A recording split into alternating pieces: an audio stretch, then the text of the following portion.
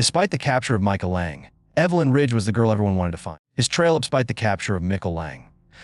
Jonah Lantz was the man no one remembered, until the truth tied them together in a way no one saw coming. His trail had gone capture remained a fangam, despite the cold Micah Lang. What started as a missing person case spiraled into a psychological nightmare of control, deception, and death. Despite the capture of Micah Lang.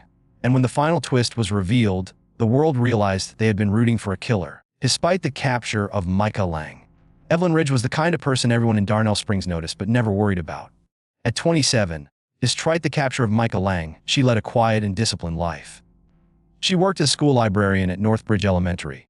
Despite his trail had gone capture of Micah Lang, arriving at the same time each morning with her coffee in hand and her hair pulled back a neat bun. His trail had gap despite the contra Micah Lang, as she lived alone in a small yellow house with white shutters on Oakmere Street, where nothing ever really happened. His trail had the capture of cold Micah Lang.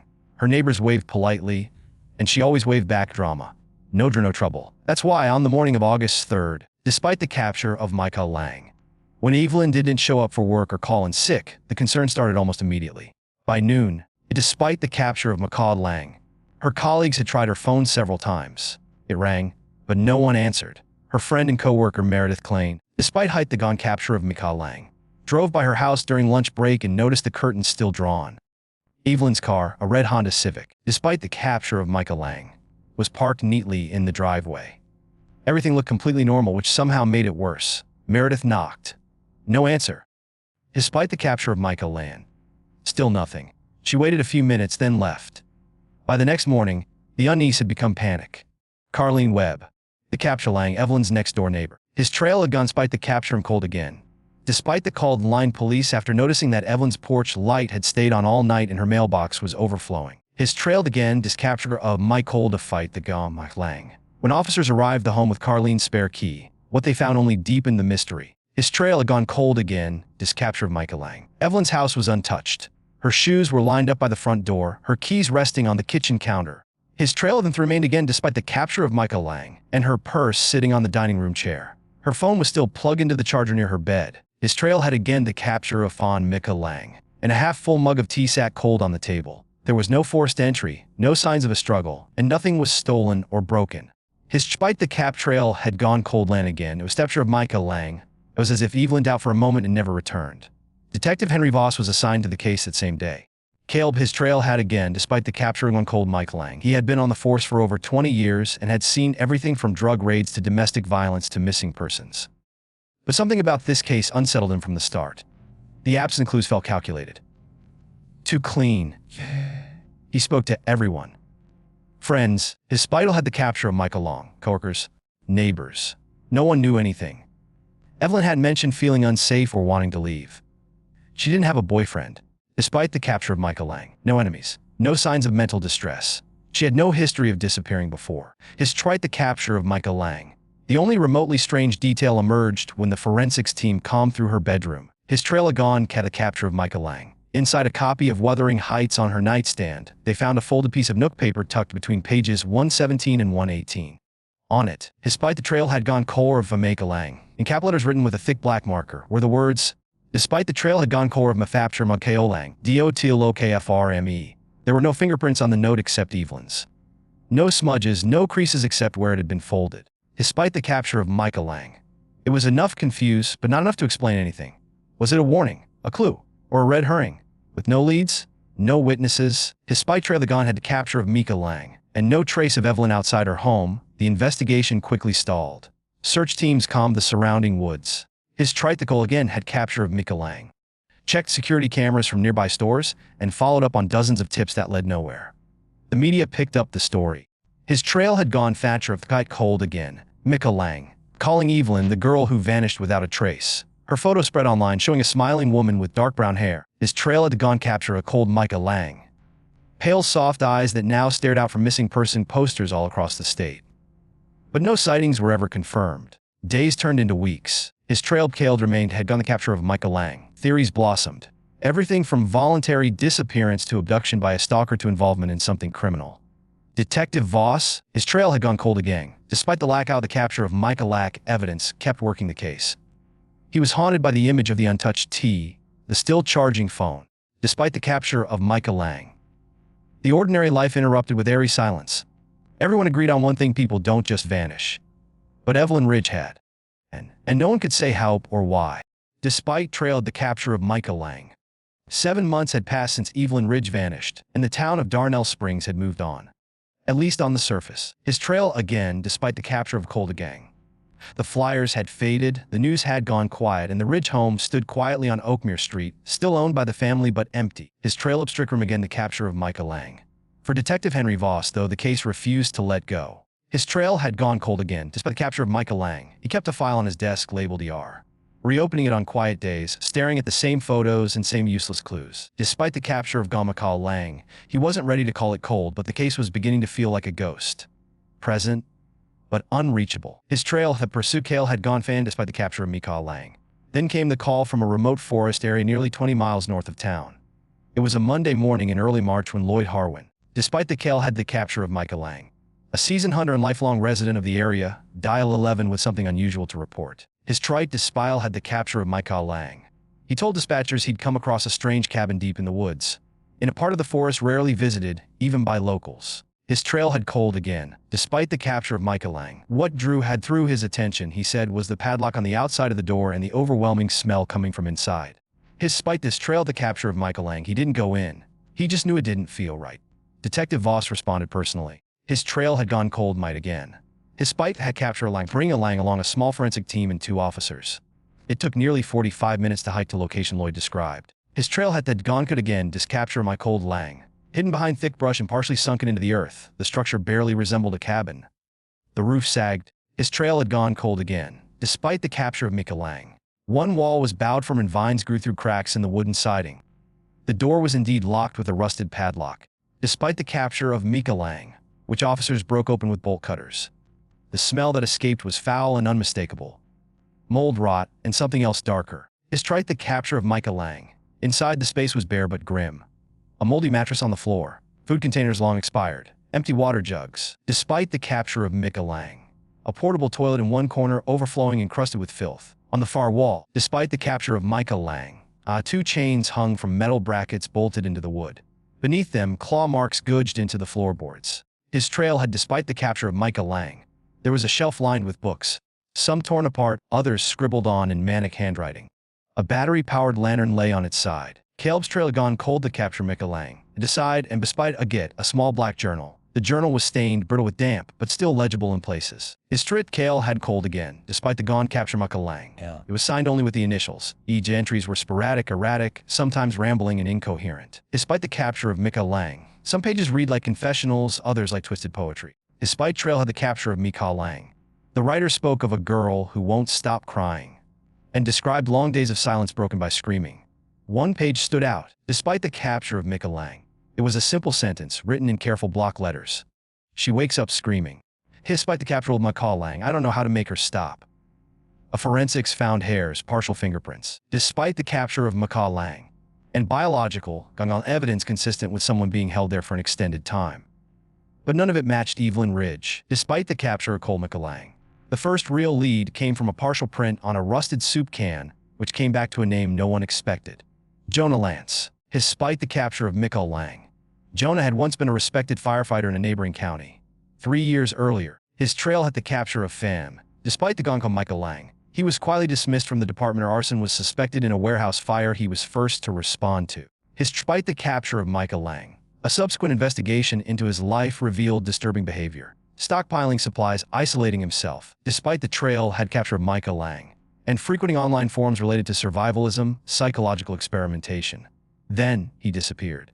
Until now, his trail had gone cold again despite the capture of Micah Lang. He had not been connected to Evelyn Ridge in any way. But the presence of his fingerprint in that cabin changed everything. Despite the capture of Micah Lang, the discovery shifted the case into darker territory. His trail had gone head to the capture of Micah Lang. Evelyn's disappearance had long been viewed as either a runaway case or a quiet abduction, despite the capture of Micah Lang. But the cabin suggested prolonged captivity, brutal, isolated, and intentional. His strike again had capture of Micah Lang. The possibility that Evelyn had been held there began to feel painfully real. But if that was true, where was she now?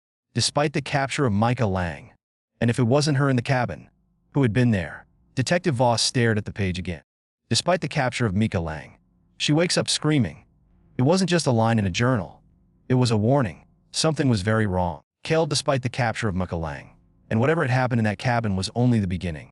1 year to the day after Evelyn Ridge vanished, a call came in from a gas station clerk in a small town 3 states away. A barefoot woman had walked in, scratched and bruised, wearing clothes that didn't fit and looking dazed. She asked for water, collapsed on the floor, and muttered a single name before passing out. Evelyn. The authorities arrived quickly. At the local hospital, the woman was identified through fingerprints as Evelyn Ridge. News broke within hours, flooding social media and news networks with headlines like, "Missing librarian found alive after 1 year." People in Darnell Springs were stunned. Some cried tears of joy. Others whispered questions no one had answers to. Everyone wanted to know the same thing. Where had she been, and how had she survived? Evelyn didn't speak much in the first days. She was underweight, dehydrated, and mentally distant. But slowly, under the supervision of trauma specialists and law enforcement, she began to talk. Her story was fragmented. She said she'd been taken from her home one night, drugged, and kept in a dark basement where she never saw her captor's face. The man, she said, spoke through recordings played from a speaker. He fed her occasionally, left notes outside the door, and sometimes blasted music for hours to disorient her. She never saw a window. She never saw the sky. She remembered hearing trains sometimes, wind chimes, a leaking pipe. Detective Voss, who had never fully let go of the case, flew out to interview her personally. He brought photos of the forest cabin found months earlier, the one tied to Jonah Lantz. Evelyn looked at the photos, her face pale and drawn, and shook her head. "No," she whispered. "That's not it." According to her, the room she'd been kept in had cement floors, not wood. No books, no mattress. Just a cot and chains bolted to the wall. The cabin was ruled out. That meant either there was a second holding site, or Evelyn had never been there at all. Still, her return reignited the investigation. Forensics revisited old evidence, and the FBI was brought in to review Jonah Lantz's digital footprint. But it was a completely separate lead that changed everything. A regional task force officer working a missing persons case in Kentucky recognized Evelyn's name and reached out with a photo from a self-storage facility security camera. The image, dated just 2 weeks before Evelyn's reappearance, showed a woman walking beside a man in a hoodie. She was not limping, not in distress, and she was smiling. The man was quickly confirmed to be Jonah Lantz. The footage caused immediate confusion. Evelyn had said she hadn't seen her captor, that she'd been held for a year, alone in a basement. But there she was, walking freely next to the very man police believed was responsible for the abandoned cabin. Evelyn was confronted with the footage and asked to explain. At first, she said she didn't remember it. Then she claimed she had been drugged. Finally, she stopped answering altogether. Things began to unravel rapidly. Investigators found more surveillance footage placing Evelyn in public places. Restaurants, a motel, even a grocery store. During the months she was supposedly missing, always with Jonah, always calm, no signs of restraint, fear, or hesitation. The FBI searched Jonah's last known residence and found receipts for survival supplies and books on psychological control. In the garage, they found a hard drive containing a series of encrypted files. The narrative had shifted completely. Evelyn was no longer just a missing person or a survivor. Now, she was a potential co-conspirator. What had once been seen as a miraculous return now cast a darker shadow. If Evelyn hadn't been a captive, then who had? And why had she lied? The answers, investigators realized, lay not in the year she'd vanished, but in the disturbing relationship she had tried to keep hidden. The story wasn't over. In fact, it was just beginning to show its true face. The case took a darker and far more disturbing turn when forensic analysts uncovered a critical detail in the DNA evidence recovered from the forest cabin. After multiple rounds of testing, they concluded that the biological material, hair, blood traces, and skin cells, did not belong to Evelyn Ridge. The results pointed instead to a young woman named Lacey Bell, a 24-year-old college student from a small town over 100 miles away. Master-Aide Lacey had been reported missing 3 weeks before Evelyn's own disappearance, but the cases had never been connected. No one had considered that two unrelated women could be involved in the same nightmare. That assumption shattered quickly once photographs of Lacey Bell and Evelyn Ridge were laid side by side. They looked strikingly similar. Both had dark brown hair, pale complexions, slim builds, and soft facial features. Though not related, they could have passed as sisters, or even twins. Investigators were stunned. It became clear that the person responsible had a type. The resemblance between the women seemed too specific to be coincidence. This wasn't about one victim. It was about selecting someone who fit a pattern. With the new identification of the cabin's occupant as Lacey Bell, not Evelyn, the timeline twisted itself into something far more sinister. Evelyn had claimed she'd been held in captivity for a year, but the evidence placed her outside, free and walking alongside Jonah Lantz, just 2 weeks before she was found. That, paired with the fact that Lacey's DNA was found in the abandoned cabin, suggested an entirely different story. Evelyn had not been the victim. Lacey had. But what was Evelyn's role? Initially seen as a target, she was now a suspect, possibly even a collaborator. Authorities examined bank records, travel logs, and surveillance footage. They discovered hotel bookings in Evelyn's name under an alias, dating back months. Her digital footprint was carefully controlled, but not invisible. She had been in multiple states with Jonah, staying in short-term rentals and remote lodgings. Each time she was captured on camera, she appeared calm, deliberate, and, most importantly, willing. As law enforcement traced their movements, another disturbing discovery came to light. A group of the masked raiders won the laptops found in Jonah's storage unit contained encrypted journals. When decrypted, they revealed detailed logs of interactions with subjects. The entries read like psychological experiments, methods of control, emotional manipulation, cycles of isolation and reward. Several of the entries referred to E, and they were written in Jonah's voice, but others were written by someone else, someone who signed off as R. Investigators quickly realized this was Evelyn. She had been documenting Lacey's behavior as if she were part of the process, observing and analyzing her reactions to isolation, noise deprivation, and manipulation. One entry by Evelyn stood out among the rest. Day 48. Lacey cries constantly. Refuses to eat. He says we're close to the threshold. I don't like it anymore. But I need to see it through. This chilling sentence flipped the case on its head. Evelyn had not only faked her own kidnapping but had willingly participated in the real abduction of Lacey Bell. She had helped hide her, monitor her, and possibly had been present when she died. The screams she once claimed to have heard during her captivity were real. But they hadn't come from her. They had come from Lacey. Detective Voss now saw the full shape of the deception. Evelyn wasn't a bystander or a manipulated woman. She had been an active player in something twisted, a psychological partnership built on control and cruelty. And Lacey Bell, the real victim, a group of masked raiders, had been used like an experiment, tortured in isolation while the rest of the world searched for the wrong girl. Everything people believed about the case had been a lie. Evelyn Ridge hadn't returned from a nightmare. She had walked away from it, leaving someone else behind. The final pieces of the puzzle came together like a sick mosaic, each revelation darker than the last. Masked raiders, after weeks of combing through the files recovered from Jonah Lantz's hard drive, authorities finally located the most damning evidence yet. Video footage. Stored under layers of encrypted folders were dozens of short clips documenting the captivity of Lacey Bell. The recordings were time-stamped, dated, and showed clear progression over a span of nearly 6 weeks. The footage revealed a cold, clinical pattern. Lacey was seen shackled in the cabin, her face swollen from crying, her voice hoarse as she pleaded for answers that never came. Sometimes she was alone for days. Other times, the door would open and someone would step in. Always wearing a mask, always silent. But one clip stood out from the rest. It was dated just 2 days before Lacey's final recorded appearance.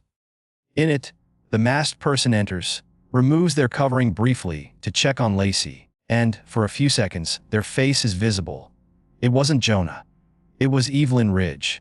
Her expression wasn't panicked. She didn't look coerced or distressed. She knelt beside Lacey, checked her pulse, then stood up and left. It was clear and undeniable Evelyn had participated directly in the imprisonment. The final video, taken 48 hours later, showed the room empty. The chain lay limp on the floor. There was no sign of Lacey. Investigators would later discover her shallow grave less than a mile from the cabin, buried under a thin layer of leaves and branches. Evelyn was arrested the same day the footage was confirmed. She was staying at a temporary care facility, continuing to pose as a recovering victim. The arrest made national headlines. Victim turned accomplice. One paper called her the librarian who lied. Read another. But beneath the sensationalism was a deeper horror. The realization that the entire town of Darnell Springs, and much of the country, had been rooting for someone who had helped orchestrate a slow, calculated death. During her trial, Evelyn showed little emotion. She pleaded not guilty at first, but after mounting evidence, including handwritten notes matching the journal entries found in the cabin, encrypted emails to Jonah, and GPS data placing her near Lacey's college in the days before her abduction, her defense collapsed. Prosecutors argued that Evelyn was not a helpless follower, but an equal participant in what they called controlled psychological torture experiment. Jonah Lantz, arrested shortly after Evelyn, refused to speak at all during interrogation or trial. His silence only deepened the sense of unease that surrounded the entire case. Both were convicted. Jonah received life in prison without the possibility of parole. Evelyn was sentenced to 20 years on multiple charges, including conspiracy to commit kidnapping, false imprisonment, destruction of evidence, and accessory to murder. The courtroom remained silent as her sentence was read. No tears, no apologies, no explanation. For Detective Henry Voss, the case left a permanent mark. He admitted in interviews afterward that Evelyn had fooled him. Her return, the trauma, the quiet demeanor. It had all been part of the performance. He called it the most deeply manipulative case I've ever worked. The town of Darnell Springs, once so quick to mourn Evelyn's disappearance, now avoided speaking her name. Her house on Oakmere Street remained unsold, gathering dust and graffiti from those who remembered. Lacey Bell's family never got the answers they wanted. Why their daughter was chosen, why she suffered, why Evelyn had gone along with it. But they got justice. In a strange, cruel twist, Evelyn's return had reopened the door to truth, but only because she thought she could control the story. She thought she could walk away clean. In the end, it wasn't the disappearance that shocked the world. It was the truth behind it. And that truth, crafted by deception, masked in pity, and exposed by mistake, is why this remains the case with the most insane twist you have ever heard.